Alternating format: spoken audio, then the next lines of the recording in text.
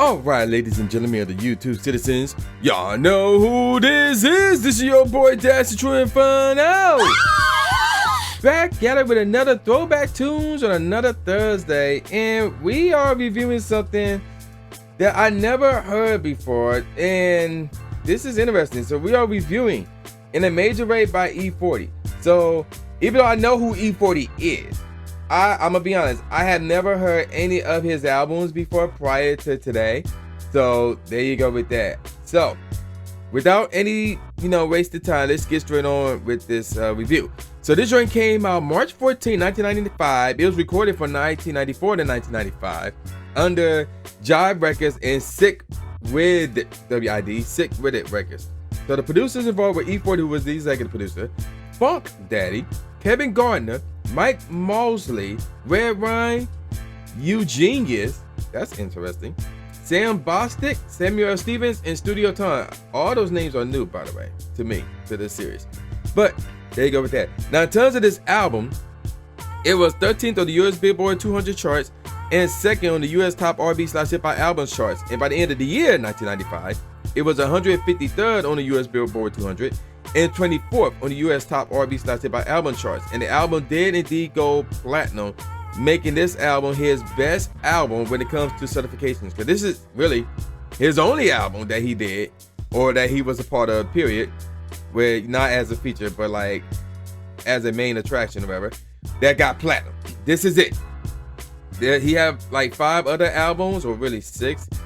If you include the one album he did with the Click, we probably go review a Click album in the future, that he got gold. But in terms of platinum, this album In a Major Way is the only one.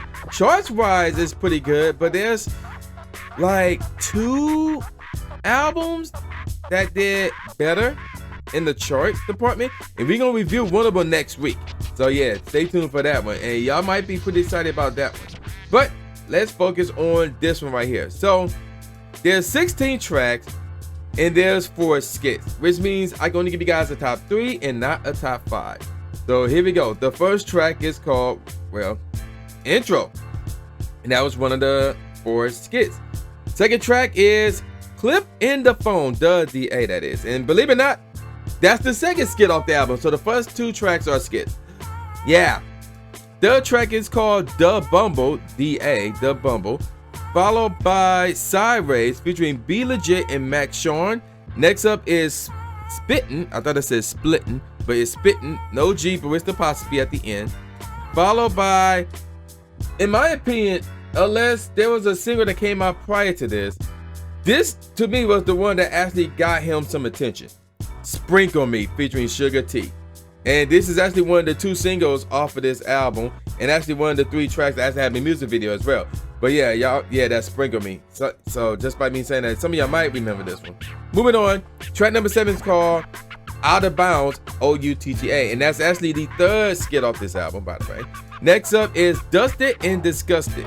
Now this one is interesting, and I guess I'll talk about this later. But on the album version, this one features Tupac, Spice One, and Mac Mall. So this is not a single, but it does have a music video. We'll get more about that later. Next up is One Love, which is the first single off this album, actually, featuring Lavetti. And then we got Smoke and Drink, where I mean apostrophe N, like the letter N, and drink, actually it's drank, not drink, drank, DRANK. Then we got They Ain't No, DEY, They Ain't No. Then we got Fed featuring Sugar T. Next up is HILL. The HI are abbreviated, and actually the L is abbreviated as well, so I guess that spells Hill, featuring Sally Shell and Be Legit. Next up is Bootsy, BOOTSEE, followed by It's All Bad featuring Lil E, and then we got the outro. That's it, 16 tracks. So there you go. All right, not much info on the singles. Let's start with the first one, which is called One Love. That joint came out February 25th, 1995. So slightly under a month before the album actually dropped, by the way. And One Love did make the charts. Actually, both singles made the charts, actually. It was 71st on the Billboard Hot 100 chart, 51st on the Hot R&B/Hip-Hop Songs charts, and number 4 on the Hot Rap Songs charts. And yes, there is a music video for this one. Then we got Sprinkle Me. So yeah, this joint came out May 20th, 1995. Obviously, there's a music video for this. That's how I knew about it. It was 44th on the Billboard Hot 100 chart, 24th on the Hot R&B/Hip Hop Songs charts, and 5th on the Hot Rap Songs charts as well. And then we got Dustin and Disgusted. Again, it's not a single, but it have a music video, and there's a story behind it. So again, on the album version, it features Tupac, Spice One, and Mac Mall. But on the music video version, it actually features Spice One, Mac Mall, and Shelly Shell. And you're probably wondering what happened to Tupac. That's kind of important. It's really important. I'll explain that in a second. So the chorus features vocals from Levetti and Sugar T. So that's also interesting as well, even though they were not credited in that joint. But yeah, there you go. Shelly Shell's verse replaces Tupac's verse in the video version of the song, as Tupac was in jail at the time of filming.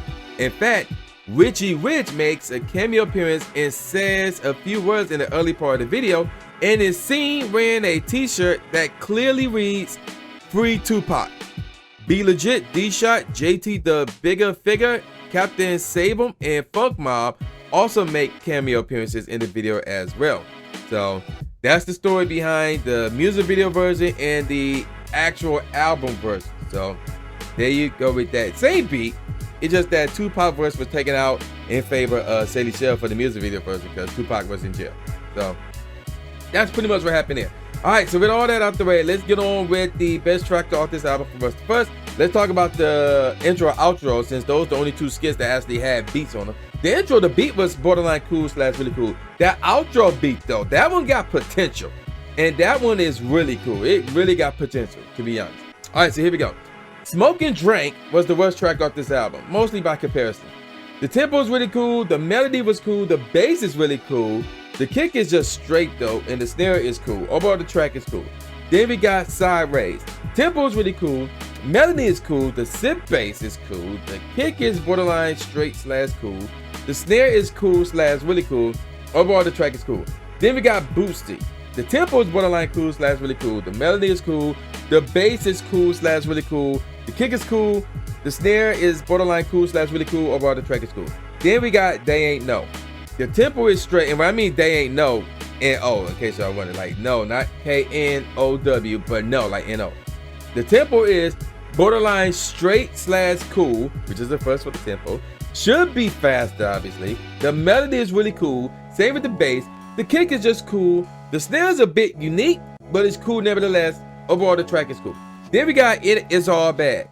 The drum pattern is cool with the break. So yeah, there's a certain part within the beat, certain parts within the beat where, you know, the drums would pick up a little bit. It's actually cool. I like it actually. The tempo is cool. The melody is borderline cool / really cool. The bass is really cool. The kick is cool. The snares, there's 2 snares. They're both cool nevertheless. Overall, the track is cool. Then we got Fed. The tempo is really cool. The melody is cool. The bass is really cool. The kick is cool. Same with the snare. Overall, the track is cool. Then we got H-I-double-L. The tempo is cool. The melody is really cool. Same with the bass. Kick is cool, same with the snare. Overall, the track is cool. Then we got Sprinkle Me. This is a forgotten classic right here. This is semi-smooth as well. The tempo is cool, the melody is really cool, the bass is cool, same with the kick, the snare is really cool. Overall, the track is just cool nevertheless. Then we got Dustin and Disgusting. The tempo is really cool, same with the melody.